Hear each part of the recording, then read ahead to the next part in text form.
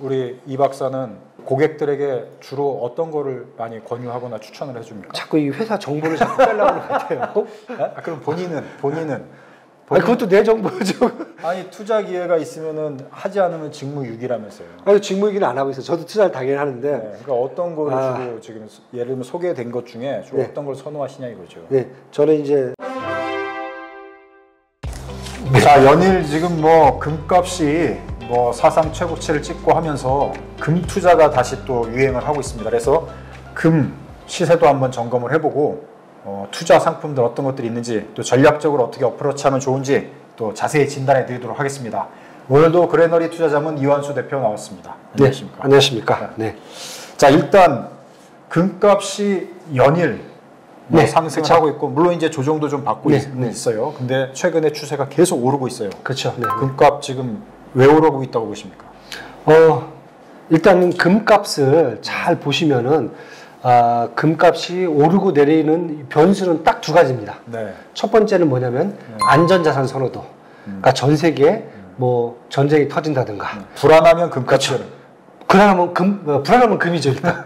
금을 갖고 있으면 마음이 안전하니까. 마음이 든든하니까. 네, 일단 불안하면 금이에요. 그래서 전 세계 어디든 뭐 무슨 일이 생기면 마징가제트가 나타나는 게 아니라 금값이 오릅니다. 첫 번째가. 두 번째는 밑달러가 약세가 가면은 금값이 올라갑니다. 미국 달러가 약세로 간다. 강세에서 약세 기조로 돌았으니까. 그렇죠.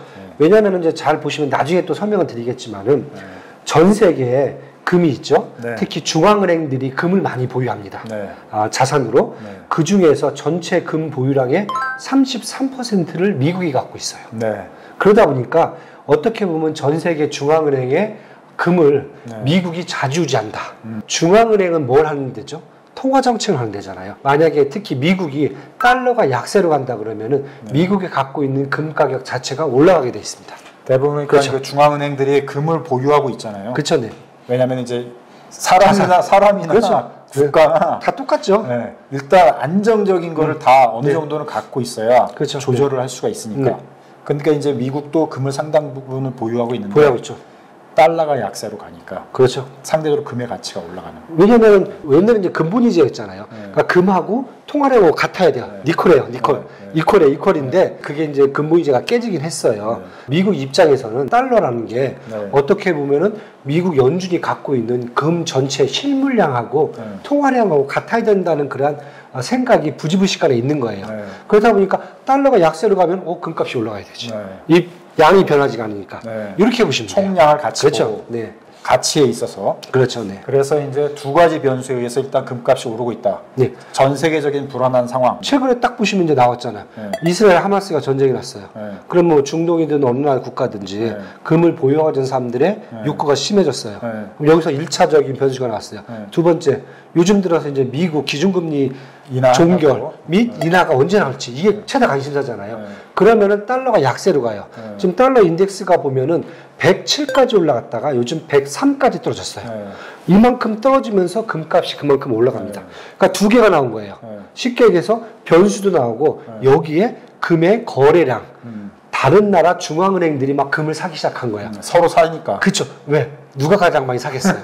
안 봐도 뻔하잖아요. 예. C로 시작되는 국가. 네. 거기서 또 사기 시작하는 겁니다. 그렇게 되면은 거래량도 늘고 요인도 발생하고 그러니까 금값이 사상 최고치로 점프를 해버리는 거죠. 구독! 좋아요! 자, 하여튼 그래서 지금 오르고 있어. 문제는 우리 개인 투자자들 입장에서는 올라 그래 오른다 알았어 이제. 기사에 나오고 다 알겠어. 계속 오를 거냐 이게 문제죠. 그렇죠. 계속 오를 거냐 여기서 좀 멈추고 조정을 받을 거냐 조정을 받아도 좀 세게 받을 거냐 이런 거를 좀 진단과 전망을 해줘야 되지 않겠습니까? 네, 그렇죠. 그래서 저는 지금 봤을 때 2,300달러는 가야 된다 온스당. 지금 이제 2,100달러대에서 미끄러져 갖고 찍고 조정을 받고 있는 그런 거라고 볼 수 있는데 2,040달러 지금 찍고 있거든요. 그런데 한 2,300달러는 내년 한 전반기 아니면 한 3분기까지는 그 정도는 볼 수가 있다. 이유를 이제 몇 개 말씀을 드릴게요. 일단은 달러 인덱스가 계속 약세로 갈 거예요. 그러면 지금 어디까지 보느냐면은 한 95달러까, 95까지 봐요. 그러니까 지금 103.78 이렇게 하고 있는데 95까지 달러 인덱스가 떨어질 수 있다. 왜? 기준금리를 인하하면은. 이 정도를 본다 그러면은 반대로 달러 인덱스 떨어지면 금값이 올라가야 되잖아요. 이 정도 보면 2,300달러까지 올라갑니다. 근데 지금은 조금 너무 선반영된 그런 느낌은 없지 않나요? 제가 볼 때는 약간 좀 빠르게 움직이는 그런 느낌. 그래서 내년 3분기까지. 그러니까 장기 투자자 입장으로 보면은 지금도 한번 조정을 좀 받으면 그렇죠. 들어가 볼 만한 예, 그런 가격대로 계산을 해볼 수가 있잖아요. 네, 근데 조정이 올까가 문제죠. 그리고 이제 중요한 게 이번은 좀 틀려요. 지난번에도 사실 올해 4월달 요때 금값이 한번 2,000달러 넘어간 적이 있었어요. 근데 그때는 안전자산 선호도가 높아지면서 이제 금가격이 올라갔고요. 그때는 거래량을 수반하진 않았어요. 그러니까 중앙은행들이 막 사야 되는데 중앙들이 막 사는 그런 타이밍은 아니었어요. 근데 이번 같은 경우에는 달러 약세가 나오니까 중앙은행들이 해지를 하기 위해서 지금 금을 막 사기 시작하거든요. 그러니까 거래량이 수반할 때는 되게 견고하게 움직여요. 이런 변수는 어떻게 보세요? 지금 오르는 가격의 원인을 두 가지로 봤잖아요. 정세, 국제 정세 불안감, 경기의 불안감, 그 다음에 금리의 인하 기조. 그렇죠. 두 가지인데 금리의 인하 기조는 이제 진행된다고 보고 불안 정세는 전쟁이 두 개가 다 마무리가 되고 안정이 되면 하나의 변수는 없어지는 셈이잖아요. 그렇죠. 그러면은 그 금값의 상승세가 생각만큼 안 나올 수도 있다. 지금 말씀드린 게 거래량을 수반한다. 이게 중요해요. 왜냐하면은 안전자산 선호도로 갈 경우에는 뭐가 문제가 생기냐면은 달러로 갈 수도 있고 금으로도 갈 수가 있어요. 그러니까 선택이 있기 때문에 이때는 사실 그렇게 가격은 올라도 거래량이 수반되진 않아요. 그런데 만약에 달러가 약세로 가면은 제가 말씀드렸잖아요. 전 세계 중앙은행들이 이걸 해지하기 위해서 사야 돼요. 이때는 거래량이 수반돼요. 그러니까 안전자산 선호도도 중요하지만은 중요한 것은 달러 약세가 지금 더 중요하다. 그러니까 그 변수를 봐야 돼요. 우리가 이제 투자자 또 이쪽 분야를 잘 모르시는 개인분들도 이제 공부하는 마음으로 투자에 대한 거를 좀 연습하는 느낌으로 본다면은 두 가지 변수, 국제적인 불안한 그 변수하고 미국의 금리를 보지만 금에 대한 거래량도 같이 체크해 볼 필요가 있다. 그렇죠. 맞아요. 누가 서로 살려고 하면 당연히 가격이 오르는 거고 누가 서로 사지 않고 그냥 냅두거나 팔려고 그러면 가격이 떨어지니까 거래량도 같이 봐야 된다. 자, 금 가격을 역사적으로 제가 잠깐만 한번 손으로 한번 보여드릴게요. 72년도에 이제 브레튼 우주가 터졌을 때가 깨졌을 때가 35달러였어요. 바로 70달러로 올라가요. 그 다음에 언제 1990 그냥 한번 얘기를 할게요. 99년도 우리 IMF 전 세계 그다음에 뭐 닷컴 버블이 터지잖아요. 이때 1,000달러가 넘어가요. 그다음에 2008년도 금융위기가 터지잖아요. 이때 1,800달러가 넘어가요. 계단 상승이에요. 그다음에 퀀텀 점프가 한 번씩 계속 이루어져요. 이때 나오는 게 뭐냐면은 글로벌 금융위기 플러스 달러가 가치가 추락할 때예요. 그때는 두 개 변수가 커질 때는 퀀텀 점프가 나와요. 지금 그런 상황이에요. 그런데 과거같이 무슨 글로벌 금융위기는 아니에요. 그런데 전쟁이 자꾸 터지고 뭐 자꾸 러시아하고 북한하고 뭐 무기 왔다 갔다 한다고 그러지. 시끄럽잖아요. 자꾸 미사일 쏴대고. 그렇죠. 미사일 쏴대고 지금 러시아하고 지금 미국하고 핵 협정이 지금 파기돼 버렸잖아요. 불안하잖아요. 중국이 그래서 자꾸 미국이 중국한테 가잖아요. 우리 협정 좀 할까 그러니까 중국이 너 이러고 있잖아요. 자꾸 정상들이 잠수함 위에 올라서서 사진 찍고. 그렇게 되면은 사실 어떻게 보면은 불안한 요소가 지금 같이 공존하는 거예요. 그래서 저는 이번에 좀 금 가격이 기존에는 사실 2,000달러 좀 넘고 나서 한 번씩 그냥 주저앉았어요. 1,800달러 뭐 이렇게 밑으로 내려앉았었는데 이번 같은 경우에는 1,800달러에서 한 2,300까지 퀀텀 점프할 수 있는 기회는 지금 분명히 보인다. 이렇게 상황적으로 볼 때. 그렇죠. 구독, 좋아요.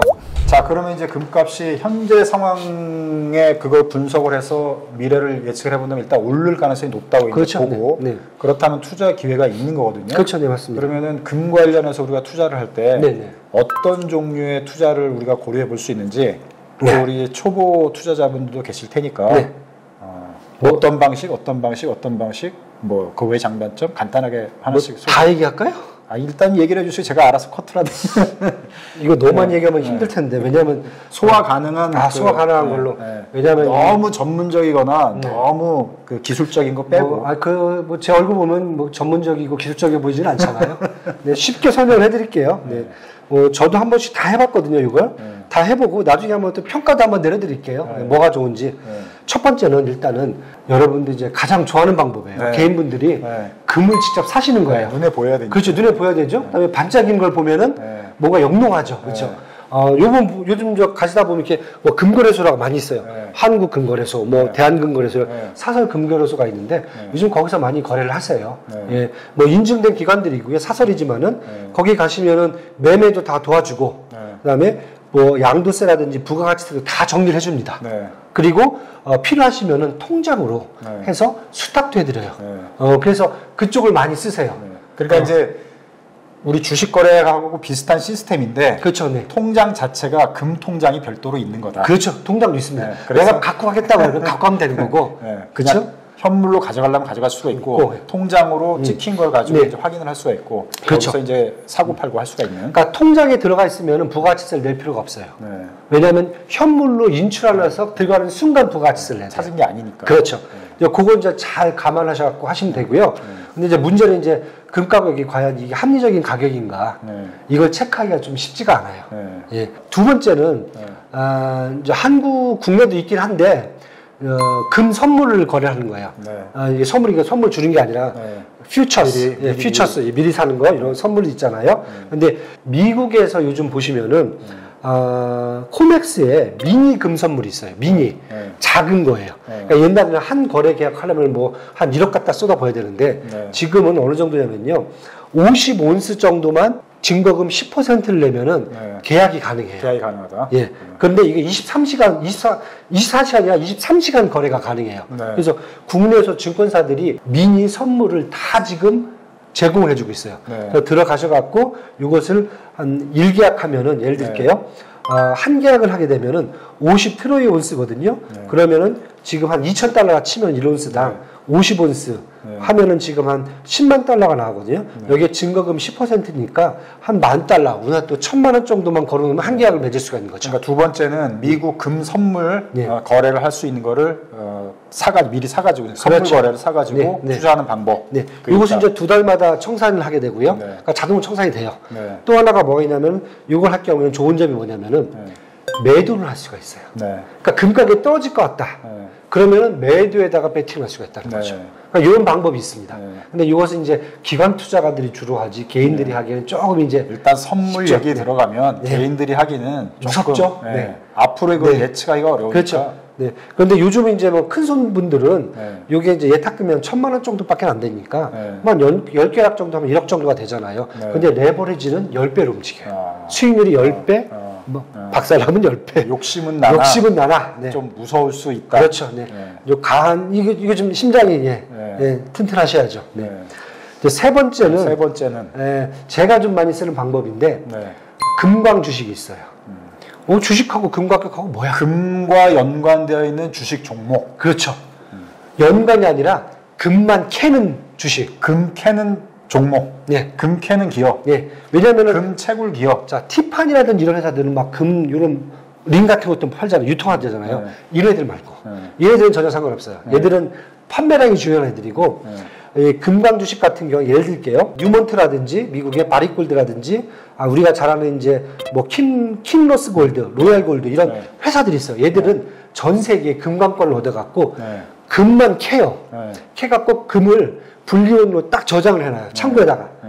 갖고 있다가 금 가격이 오르면은 유통을 시켜요. 그러니까 이제 우리나라는 금 채굴 관련한 기업이 상장돼 있는 게 없고 거의 없죠. 그런 기업이 있는지도 우리도 잘 모르겠고. 유통회사들만 있어요. 유통회사들만. 근데 이제 미국은 그 금 채굴하는 직접적인 채굴하는 기업들이 있는데 상장이 돼 있으니까 다 S&P 상장이 돼 있어요. 네. 그 정도로 크다는 거죠. 상장이 돼 있으니까 네. 금 관련해서 가치가 오고 갈 때 네. 바로 그 금 캐는 기업들한테 투자를 합니다. 그렇죠. 왜냐하면은 금 가격하고 이 회사들의 주식이 상관관계가 0.8이에요. 많이 엄청 상황이 엄청 상관이 높아요. 1년 딱 잡고 보면 0.8 정도가 나와요. 거기 지금 주가가 오르고 있잖아요. 그래서 엄청 오르죠 지금. 네. 그래서 요걸 보시면 되는데 단점이 하나가 있어요. 얘들은 회사 주식이잖아요. 네. 그럼 거래를 해야 돼요. 네. 매출이 나와야 되잖아요. 네. 금 가격만 오르면 되는 게 아니에요. 네. 그러니까 주식은 그리고 P 곱하기 Q잖아요. 가격 곱하기 매출이잖아요. 네. 그러니까 매출 없이 가격만 오르는 것은 얘들한테 의미가 없어요. 네. 그러니까 얘들 입장에서는 거래량이 있어야 돼요. 네. 그래서 지금 보시면은 1,800, 1,900달러 할 때는 주가가 별로 안 올랐어요. 네. 그런데 이번에는 올라요. 왜? 아. 아까 말씀드렸잖아요. 네. 중앙은행들이 네. 거래를 금을 하니까. 거래량이 폭등을 하기 시작하니까 네. 여기서 나오는 매출 급등에 대한 기대감이 확 커지는 거죠. 그러니까 이 기업에 대한 매출 자체가 증가한 것도 확인할 수가 있으니까 그렇죠. 주가의 반영이 확실하게 된다. 확실히 되는 거죠. 그것만 잘 체크, P하고 Q만 잘 체크해서 보시면은 이게 더 좋을 수도 있어요. 그러니까 이제 지금 그 금광 주식을 투자를 할 때는 단순히 금값이 오르는 것만 볼 게 아니라 그렇죠. 이 기업의 매출, 거래량을 봐야 돼요. 거래량. 매출 거래량이 어느 정도 움직이는 거를 그렇죠. 네. 보면서 가면 네. 어떻게 보면은 그것만 확인하면 이거는 딴 거 앞서 그거보다는 그렇죠. 더 확실할 수가 있겠죠. 편하죠. 왜냐면 수치로 확인하는 거니까. 투자도 편하고 그다음에 유동화하기도 편하고 주식 거래하고 똑같은 그렇죠. 거니까. 네. 종목이니까. 네.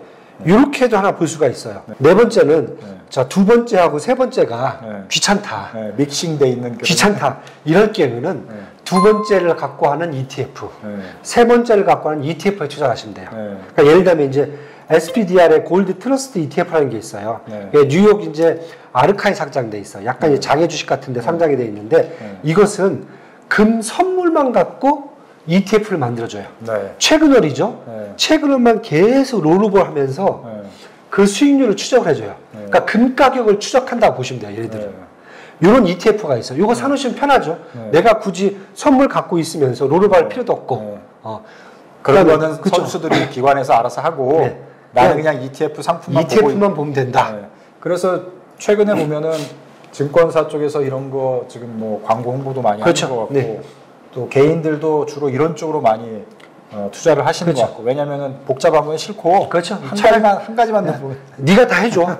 나는 금 가격만 보겠다. 그 다음에 또 하나가 있는데 아까 금 주식을 얘기했잖아요. 금광 주식만 갖고 ETF가 또 있어요. 뭐 가장 대표적인 게 베네크 골드 마이너스 ETF예요. 마이너스가 아니라 마이너, 그렇죠? 우리가 잘 아는 이 광부들 최강 그 ETF예요. 코드가 GDX로 돼 있어요. GDX 치면 바로 나옵니다. 요것은 금광 관련된 주식들만 한 20, 30개 모아서 ETF를 만들었어요. 얘는 아까 같이 똑같이 말씀드릴게요. 금 가격 오르는 거 플러스 거래가 많은가. 이것까지 보시면 돼요. 지금 봤을 때는 제가 봤을 때는 후자가 훨씬 낫죠. 왜냐하면 제가 아까 말씀드렸잖아요. 금가가 오르면서 거래량이 터진다. 그래서 그러면은 이제 지금 우리 이 박사는 그 고객들에게 주로 어떤 거를 많이 권유하거나 추천을 해줍니까? 자꾸 이 회사 정보를 자꾸 빼려고 하는 것 같아요. 그럼 본인은 아니, 그것도 내 정보죠. 아니 투자 기회가 있으면은 하지 않으면 직무유기라면서요. 아니 직무유기는 안 하고 있어요. 저도 투자를 당연히 하는데. 그러니까 어떤 거를 주로 지금 예를 들면 소개된 것 중에 주로 어떤 걸 선호하시냐 이거죠. 저는 이제 3번, 4번 갑니다. 3번 중에서는 주식 종목에서 이제 뉴먼트 금광 종목하고 뉴먼트 ETF. 많이 보고요. ETF는 베네크 골드마이너. 그러니까 결국은 이제 주식 시장의 종목과 주식 시장의 상품 위주로 간다.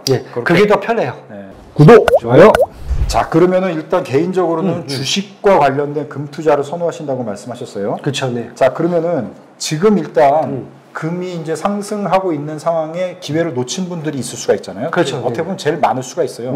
그 이제 좀 감각이 빠르신 분들은 금 투자를 했지만 지금 이제 기회를 놓친 분들이 있단 말이죠. 그러면 지금 상황에서는 어떤 거를 보면서 말씀하신 대로 주로 이제 주식 쪽 상품을 살펴보는 게 좋은지 어떻게 하는 게 좋은지 기회를 놓친 분들에게 조언을 준다면 지금 이미 다 답이 나온 것 같아요. 그러니까 내가 이 실물을 갖고 뭔가 하고 싶은 욕구가 있으면은 이것은 뭐 가격이 문제가 아니라 그냥 실물을 사야 되는 거고요. 그게 아니고 투자적인 관점에서 항상 그래요. 쌀 때 사갖고 비쌀 때 파는 거죠. 그러니까 아까 제가 세 개 말씀드렸어요. 현물이 있고 선물이 있고 금광 주식이 있다고 말씀을 드렸어요. 그렇죠? 세 가지 포인트잖아요. 그런데 세 가지 중에 지금 금값이 오른다는 가정하에서 가장 저평가된 것은 주식이에요. 아까 말씀드렸잖아요. 그동안 주식이 못 올랐어요.